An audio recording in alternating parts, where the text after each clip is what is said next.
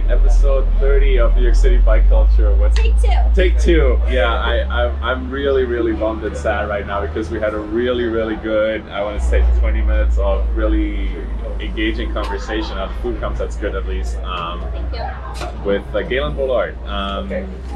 We'll wait until the food sits here. Thank you. Galen is a racer, still fairly new to the scene, but has already had great success winning, you should say, your race for CRCA Rockstar Games. Yeah. You've won the individual and with the team also the Team Boyd Cup, which is the CRCA internal club competition. And you've also won the Dave Jordan Classic, which was the big open race this year in Central Park. I could list other successes. But what we really want to get into, and I'm going to have to ask you to repeat some of that, but tell us a little bit more about your upbringing and your, as we've talked about now already, you have a very kind of athletic past, and that led you to cycling. So tell us a little bit more about where you started and what's taken you to New York City, maybe because you're from California originally, and what's taking you into cycling. And this is it's a bit of a journey, and there's a lot of interesting parts to that I hope we can get back to. So Galen, tell us more about that. Hi, I'm Galen. Thank you for inviting me, Constantine. Talking about myself, I'm going to say that again because it's not a subject that I'm comfortable with, but it went well the last take. So it went really well, so I think it will go well again. Yes. So I'm from California, northern in the Bay Area. We call it the San Francisco Bay Area. It was very direct Bay Area. Point Richmond was where I was born and lived my younger life, and then Corte Madera, Marin. Yeah, so for those not from there like me, it seems like right at the foot of the bridge, sort of. The Golden Gate Bridge. So for those not that familiar, and you grew up with a lot of sports and an athletic family. Yeah, I grew up primarily doing ballet. I got into that at 3 or 4. Then, as a family, we did sailing, skiing, and biking. My mom and father were really into biking. My mom really every day biked, and so we would bike on family vacations and stuff. It was a big and so that's a good influence for me. A lot of her bike friends influenced me, and about 5 or 6 days a week I would go to ballet. And it didn't really become a serious thing until maybe 12 when you start to get your point shoes. And then the last few years of high school, you start to get longer hours and rehearsals. Right. And that's when I really decided that I would pursue it and take it on. I didn't really know what to do next. I wasn't so interested in the college route and pursuing that. So I knew, okay, well, I've been taking ballet seriously, I'll try to get into this and audition. And you must have been talented, clearly. Is this something that you picked ballet because you discovered and liked it, or people kind of pushed you toward it, or how did you discover it as a sport or as a profession? I think it was performances that I really enjoyed. Putting on a show and all the work that goes into it. I like the behind the scenes. The process, work. but also then the result, the performance. And then when at that time it wasn't about perfectionism really, but it was about correcting yourself and getting corrections and working on it. When it became a serious thing here in New York, it was about perfectionism. Sure. And finding the perfect line and It is about perfectionism. It's also about being coachable, though, right? Because you're gonna have to handle a lot of criticism, I would imagine, and not all of that probably gets uttered always in the most carefully worded phrases. So so you did this, and you said fairly intensely from the age of 13 or so when you committed to it, and you told me earlier you graduated early from high school, which is no small feat, I would imagine, given that you did 5 hours of ballet every day in addition to school. So that's a hardcore commitment, and then the next step is you're good, you're getting feedback, And then the next typical or developmental step for a ballet dancer is, well, you came to New York City because, is this the place to be? Is the West Coast not as strong, or? No, it was like my Pilates teacher at the time had a connection. She was like, oh, you should audition to this program.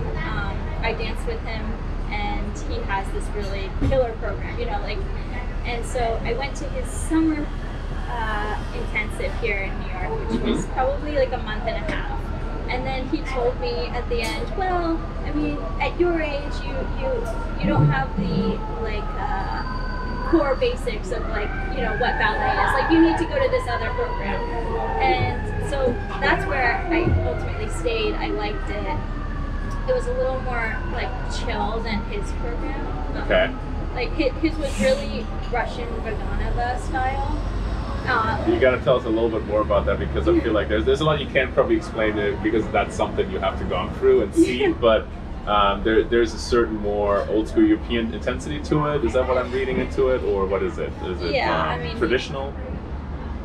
I think the most traditional. Yeah. Yes, the most traditional, and I mean, just their whole class environment was very different. Okay. Bend body, break body. Like he had this towel on him, and I always just thought he would come and whip us with it. They can't use a cane anymore, but yeah, it's not saying anything about towels. Yeah. Okay, yeah, because those are sort of some of the in films today. Still, I think ballet school kind of gets portrayed that way sometimes as a pretty intense environment. For you. So you found a place here, and these schools or programs, you call them, they are effectively still developing you, right? So they are still training programs. They're still, it's sort of like going to college, but in the sense that you're only doing ballet though, and it's really about developing you as a ballet dancer, and then ultimately they're supposed to help you get placed. Is what you're saying. Yeah. Use their connections to get you into bigger companies. Yeah. And sometimes they have good connections, like this Russian Vaganova program. He really did a good job. And it's good to have those on your dance resume, right, that you've gone to these programs. The program I was in, ultimately, it started as a school, and then they built a studio company, and dancers did get paid in it, and I got into their studio company.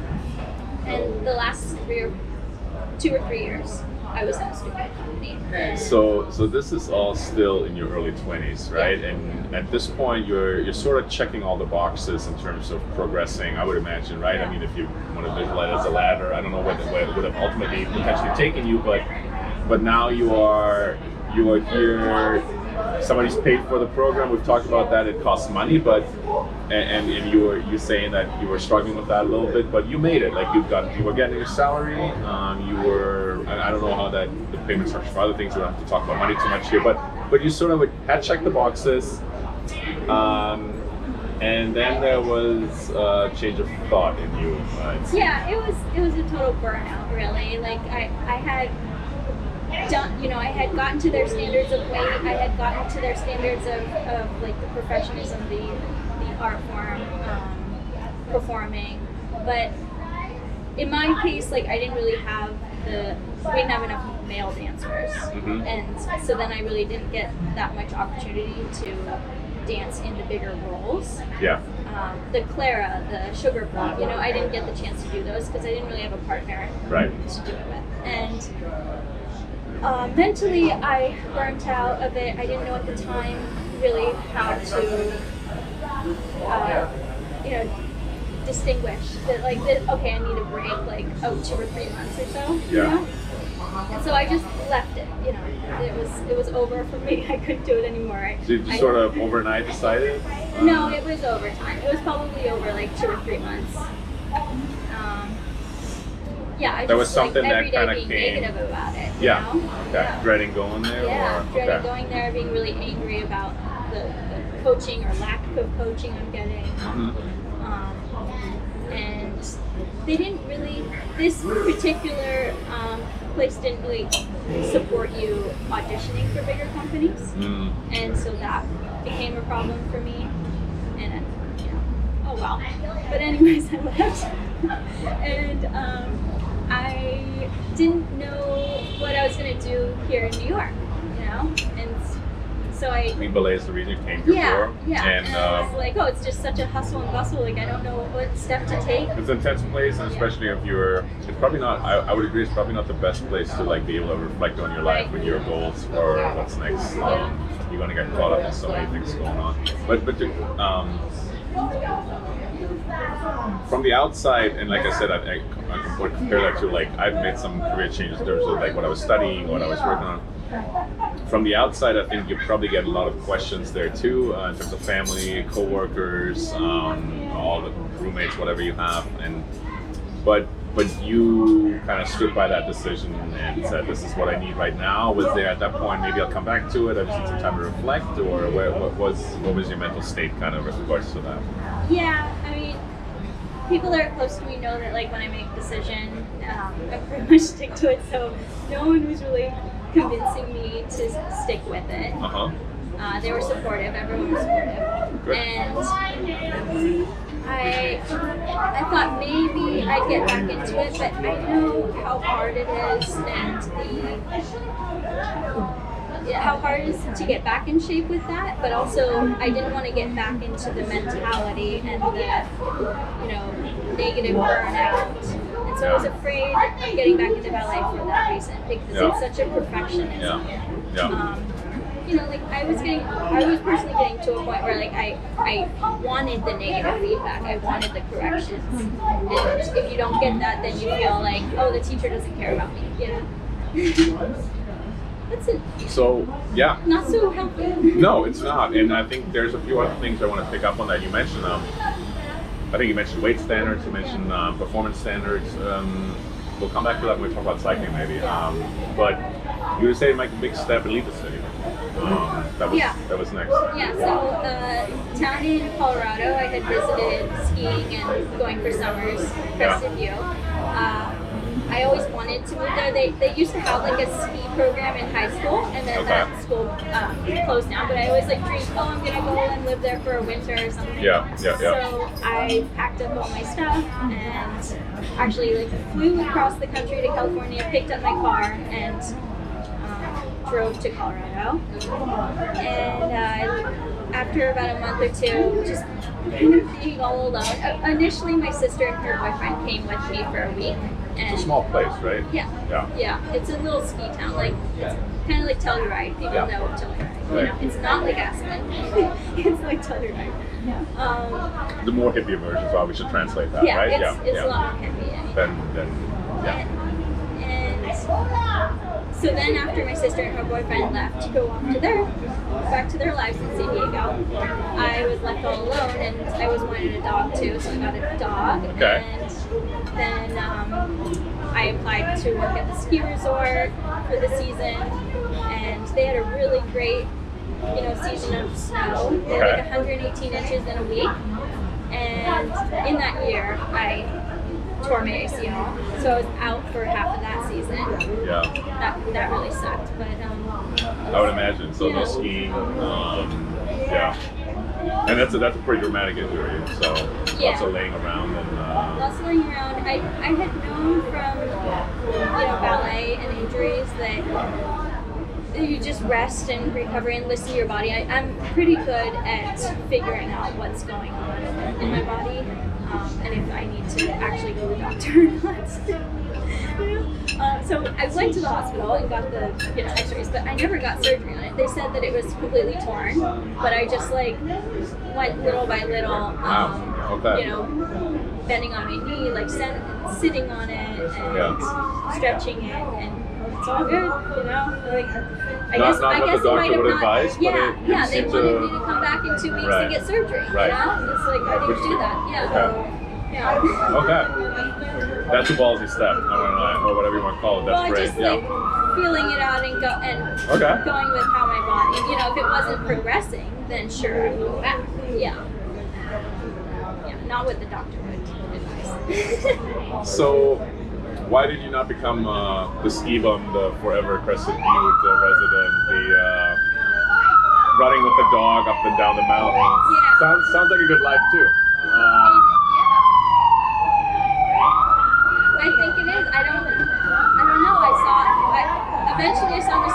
back to New York, my husband and I visited, and we were like, well, we want to go back. Let's figure out how to do it.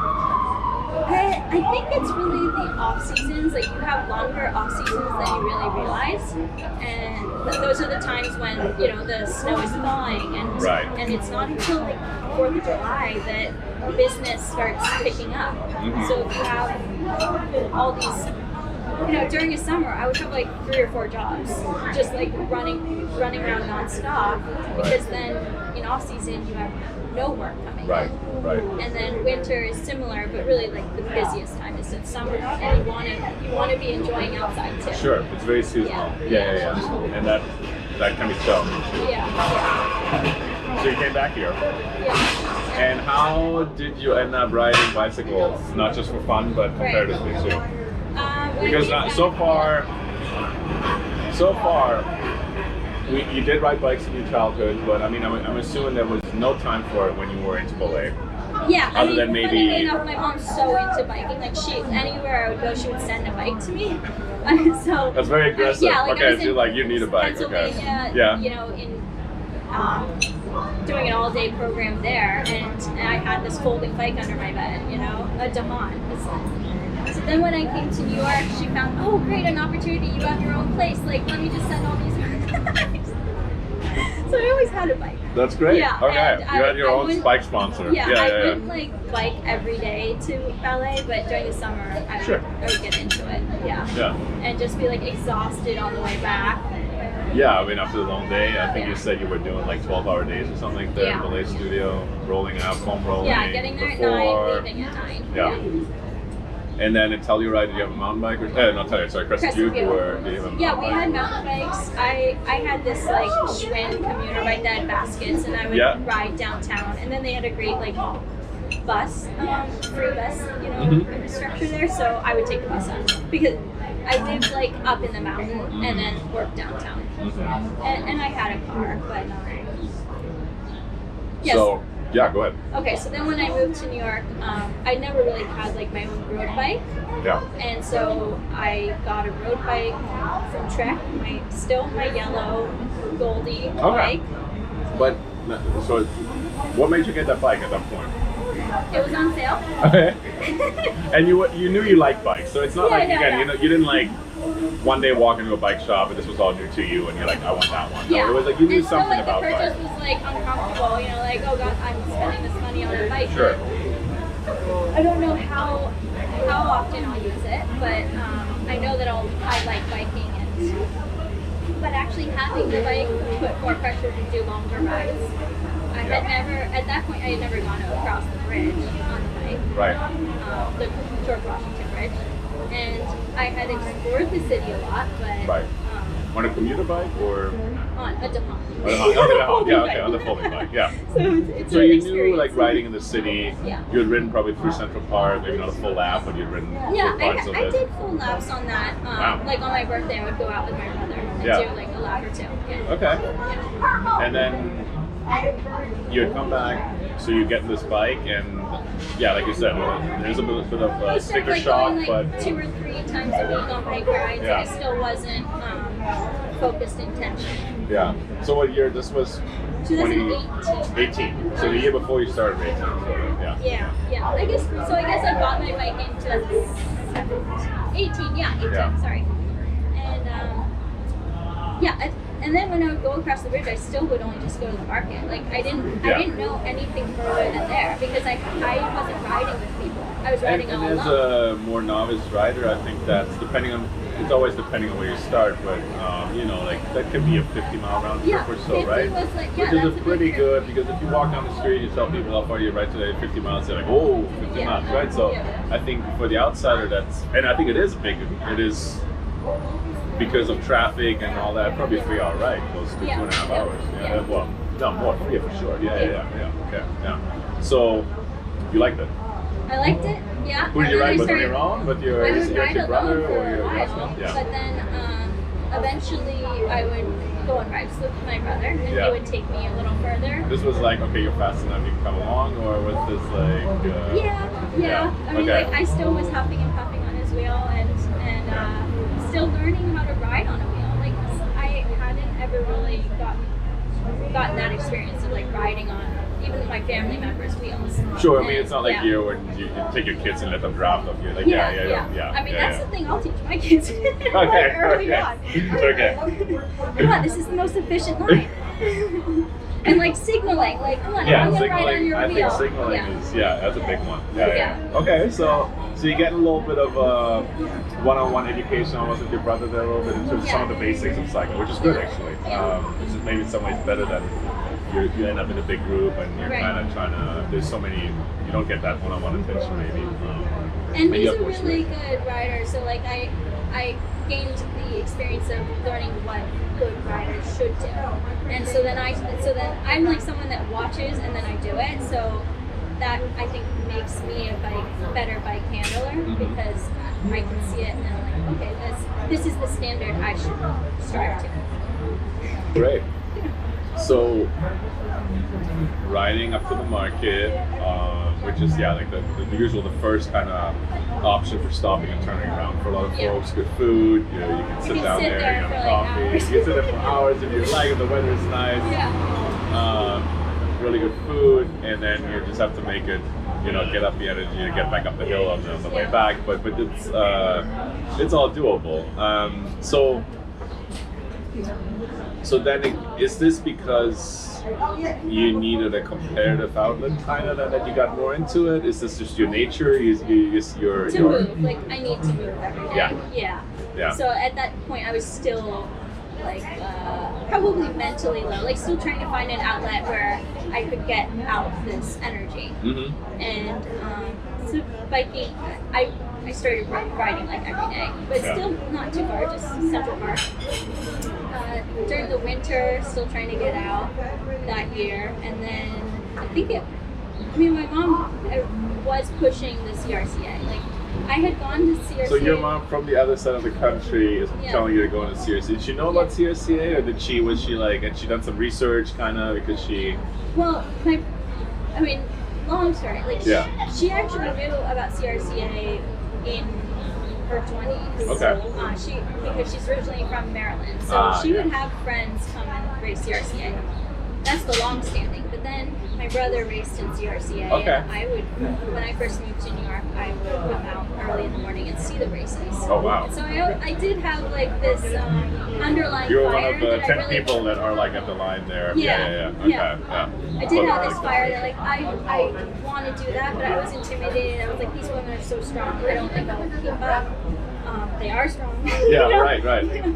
And the Women's Development series is a really good series to get into. So it was like half your mom prodding you a little bit, half you like wanting that outlet and being into it, then you ended up in the CRCA Development Series in 2019. So I think like a week before the sign up was or the week before. I don't think, a week before like registration pickup or something. I was like, okay, I'm going to do it. And that season, my brother also raced like individually. Cool. And so I had a little bit where I could pick his brain. I mean, that's the men's field, this is the women's, but pick his brain about things.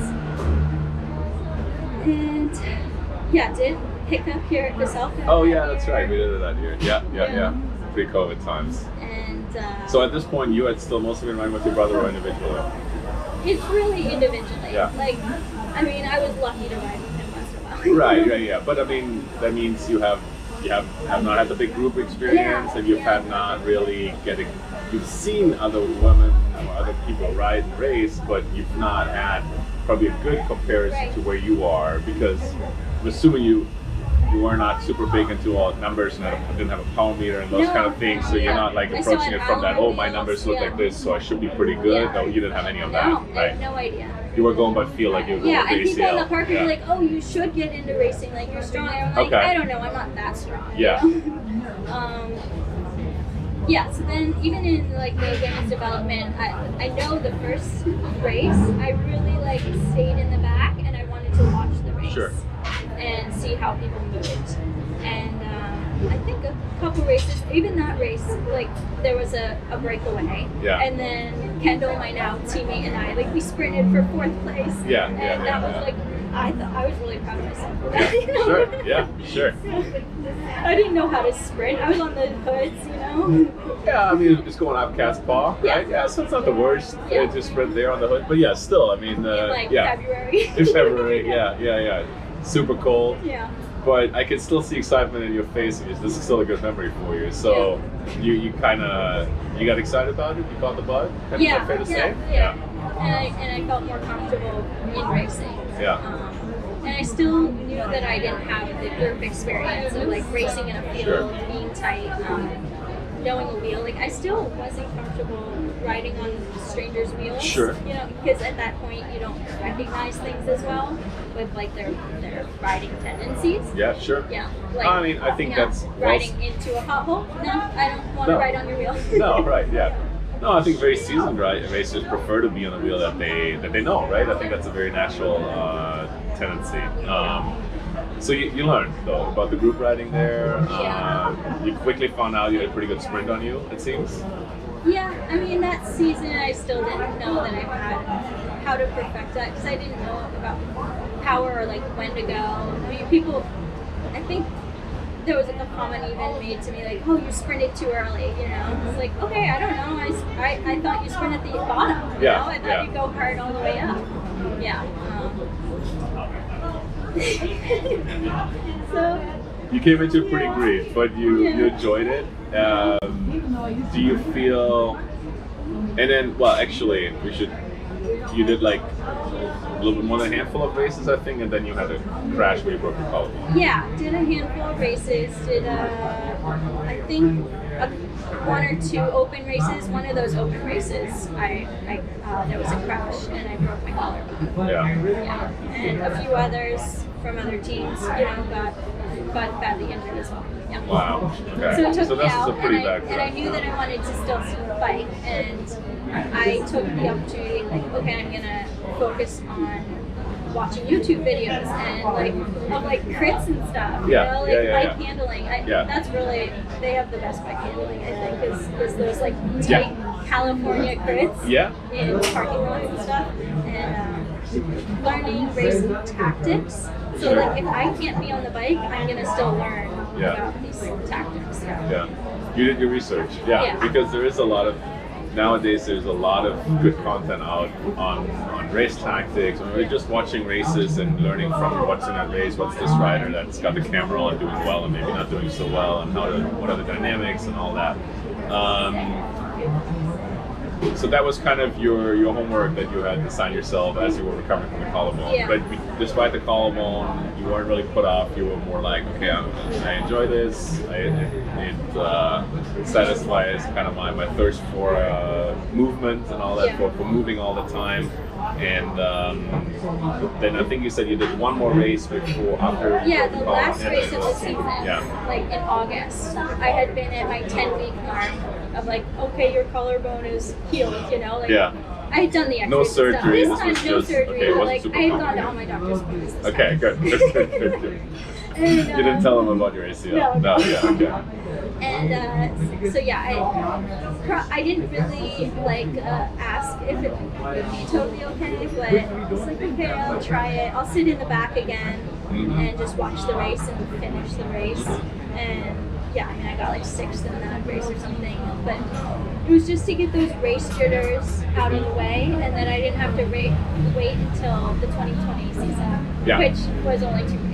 Yeah, which ended up being only 2 races early on in March. At that point, had you gotten onto Rockstar Racing already, or because this season was so short that I don't remember all the teams. Right, But you have been, I think, right? The week before that race, breaking my collarbone, I went on a few team rides. Yeah.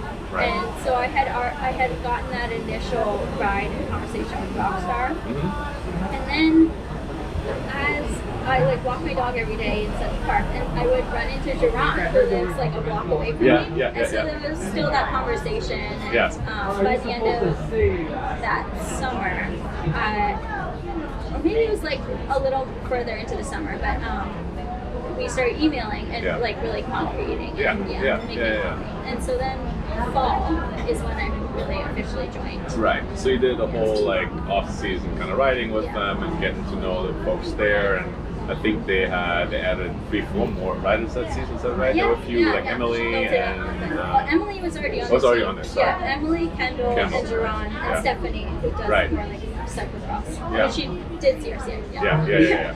And so, yeah, built it up until like 9 or 10 of us. Yeah. Okay, that's what I thought, because I Yeah. think there was a jump kind of in terms of the number of Yeah. riders on the team. I on the was women's the side. newest to racing. All the Okay. others were like established racers, and so I think I was the one that like she was convincing Paul, like, oh, like she's on the right track, you know. Yeah. Because sometimes if somebody who's in charge of the team is like, oh, but she's pretty new, maybe she needs another year of the like racing and developing and kind of see where she is. And I think we have some of the same internal conversation on our team sometimes, but sometimes you give somebody a chance, right? And then I think that's what happened with you. And then you did 2 races early 2020. in 2020, the 2 park races. Yeah, so like all that winter we went to Tailwind and we would train together, and then Fabia, she's in Italy now. Yeah, you she should also tell people what Tailwind is real quick. Tailwind.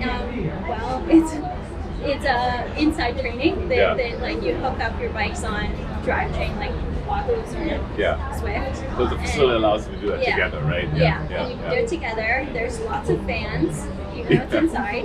And you like look at TV and you can see your power numbers. So that was my first introduction. I was going to say, that was your first introduction to seeing like, here's a number that sort of tells you how I good didn't know you what my are. FTP was. Right. Like my teammates were like, oh, it's this number. You know, I was like, okay, we'll see. Yeah. I don't know, that's pretty high.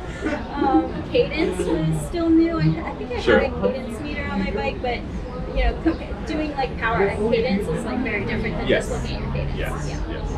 And so we did Tailwind, and then Fabia works there, and she's like a triathlete. So this is a teammate, or okay.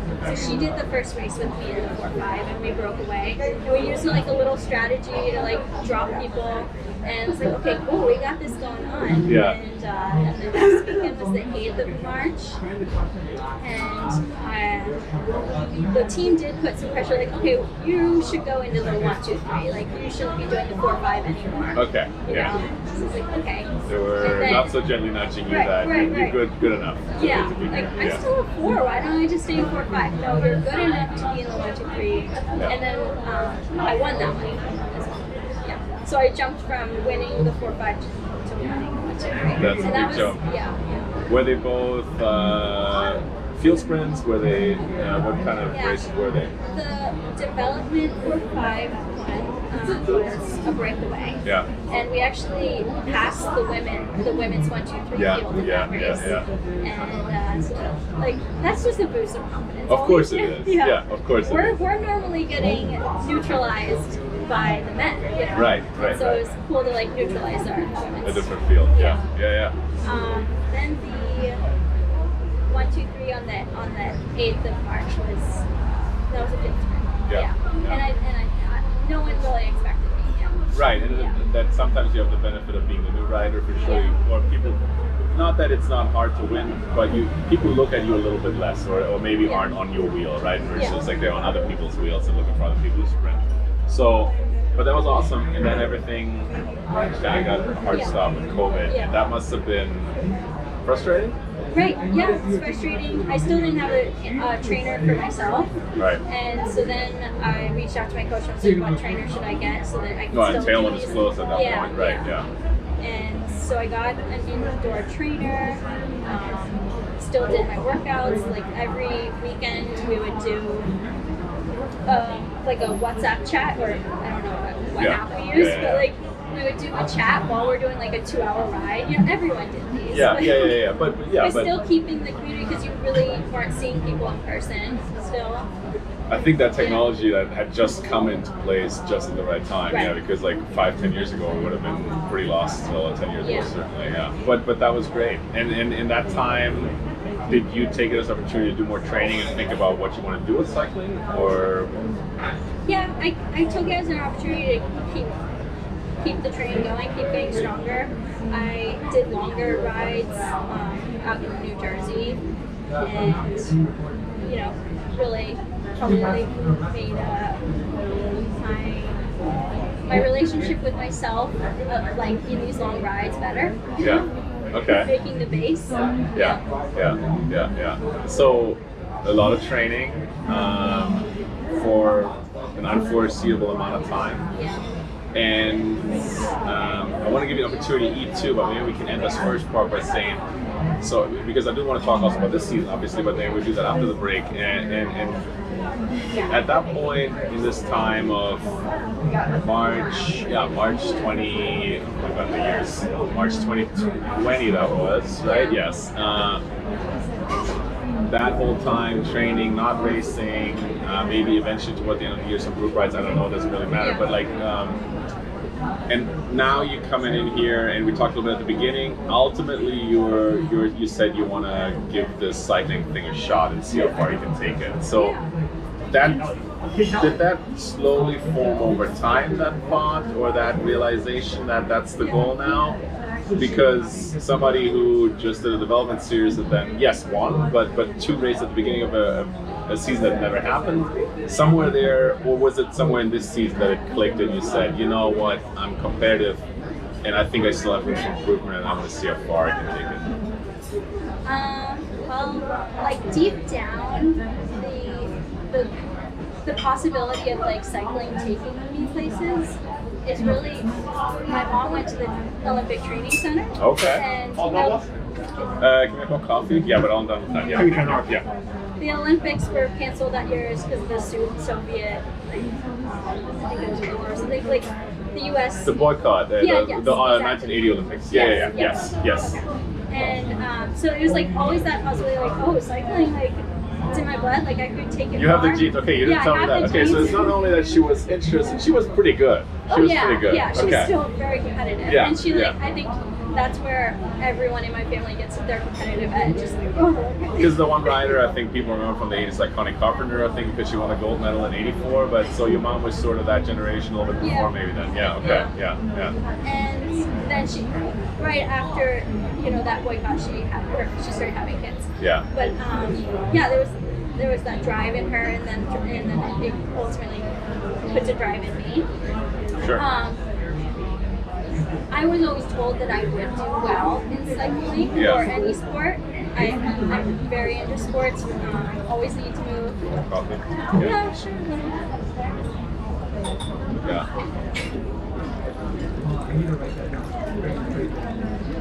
Yeah. So like I knew that I would do well at it if I wanted to take it seriously. Yeah. So I still am trying to just take the baby steps of progressing at it, gaining experience with these bigger races, and not thinking too far ahead, but like it, the intention is there to keep taking it further. Yeah. Can you verbalize right now what an ultimate goal is? What does that mean? Do you have it's really hard, I think, to say this is when I've made it, or this is when I've accomplished my dream. But what is the dream, or what? It's not even a dream, because I think there's some realism in there, right? So what? I mean, when you were a ballet dancer, you probably wanted to be on a big production kind of show or something like that. Is it for you right now going to, I don't know, USA crit races and competing and doing well there, or going to, I don't know, a national championship and getting a top 10 or a top 20, or is it getting on maybe a pro team or semi-pro team? Is any of these? Do you have something like that in mind where you say, this is I want to be at this race and get a podium or whatever it is, or is that still very much you're open-ended, but you want to be competitive, and you want to improve, and you want to develop as a pilot? Yeah, overall I want to improve, but I would love to get on a national pro, semi-pro team. Right now I only have one season under my belt really of like results, so that isn't a huge possibility for this next season. I think with going to these bigger races, I don't really see myself being on podium. Like even this season, I didn't really like picture myself being there. Yeah. like for GMSR, like Sure. I think I was going to talk about that too, yeah. so why don't, but you I just think do it right like now. the prediction said that I was going to be 2, and I was like, oh no, like I'm definitely not going to be And the predictor second. is very, I have my qual. Yeah, right. but anyway. Yeah, so everyone is like skeptical of the predictions, but maybe that like lit like the possibility, but I didn't really believe that was going to be possible. I got 3rd GC, so I'm really happy with that. I think you should be. Yes, Yeah. that is and again, this is maybe a little bit different. I wasn't there. I don't know. I can't, especially the women's field thing. I have to be honest. I can't evaluate as much as other people could. But 3rd at GSMR is 3rd GMSR. Like, it's a big stage race here. It is the only real big stage that happened this year, and anybody would put that on their race resume and say this is a fantastic result. And it's not, and I think especially for a racer who's raced a lot in New York City, it's really important to have something like that on the resume, I would imagine, because you can say, it's not just that I'm good in New York City, which is its own microcosm. It is I can go to this race and show up, and not that you haven't trained for it, but first time doing it, you get 3rd. That was my first stage race. You got 3rd on the hilly stage, right? On the big climb, I got 5th. So all my results day by day were kind of like 5th, 6th. So that was the interesting thing too. You weren't like the one who hammered the time trial and then kind of lived off that. No, which is often something you see in stage race, and you just kind of slide back a little bit because maybe you can't climb that way. When you look at that, it's almost you can do everything, and yet maybe you're still figuring out what you can do and how you're improving. It almost looks like the results of a rider who has improvement in all these areas, because you put it together by 7th, 6th, 3rd. I can't remember the results. Were all always very much up there. You didn't get a win, which I'm sure I was under the radar every day. But you were always there. In the and I had on one the time. teammate, Emily, with me. I mean, that was like a huge, moral support, and so like she finished every day with me. But the point is, like, Cardinal Racing, they had 6 girls or something. So of course they're gonna have someone on the top step. Sure. And they should. And they're a good team. But like that was a little intimidating. Like, oh, there's a whole team here behind their riders. And like working for the riders. And you filling show up up with their a body pockets from for New York gels City. for their riders. Like that was a new thought. Like Emily and I walked away from that and we're like, okay, so we're gonna put a bunch of gels in Kendall's pockets, and she'll still be the fastest one up. So I was like under the radar, but every day I was figuring out, how to just always be up there but not killing myself. Overexerting myself. Sure. The 3rd day, the climb, I mean, I knew at that point who the QOM girl was. And so I just knew, okay, I'm going to try to stay with her. Right. And then, of course, she's just going to take off. No problem for her, but I'll just stay with it. And then at that point, I was with, like, I was at the current GC rider. And I was like, okay, if I just stay ahead of her, and I did finish ahead of her, then I'm fine. And all of the math worked out. Yes, you finished 5th on that stage, but it worked out. Did you gain any position with the crit, or? So that's also the girl that was in 4th place going into that day. She got dropped halfway through the. Because that often happens too, right? That somebody who's more of a climber or more of a I can ride fast in a straight line struggles really on a fairly technical crit, is what my understanding is there. I didn't know what to expect going into the crit. Right. It was my first crit ever. You're right.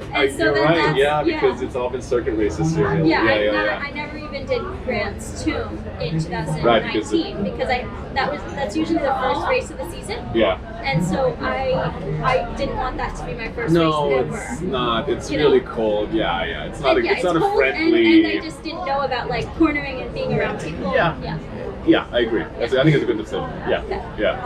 So GMSR was my first crit, and I just knew from watching videos how to take lines. I mean, I know where like the apex of the corner is and stuff, but and I didn't.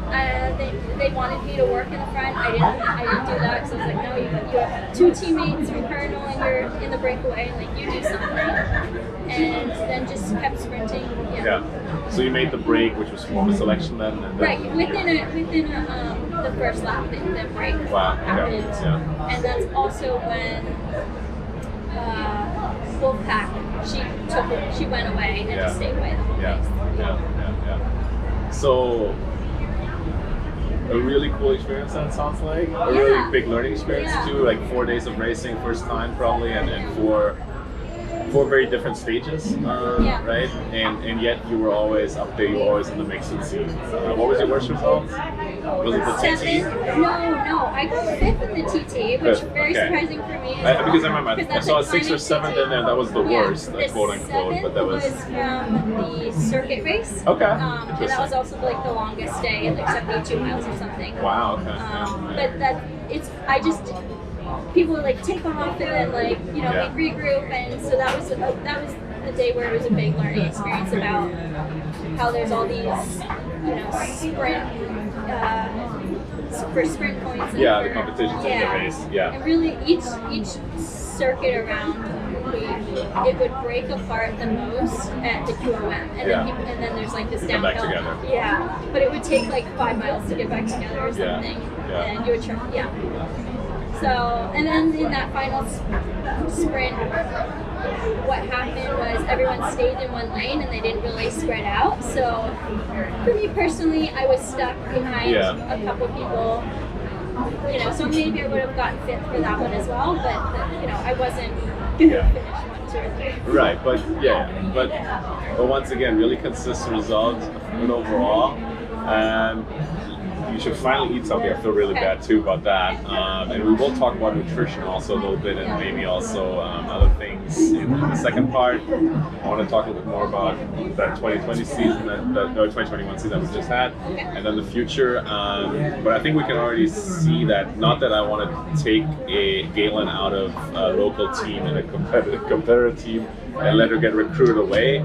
But I think third at GMSR at the season, you're right that it's October now, and maybe late to move up to a team that really is worth moving to probably for 2022. But sounds like she's willing to talk if there's a good offer. Yeah. Okay, so you've heard it here. Great.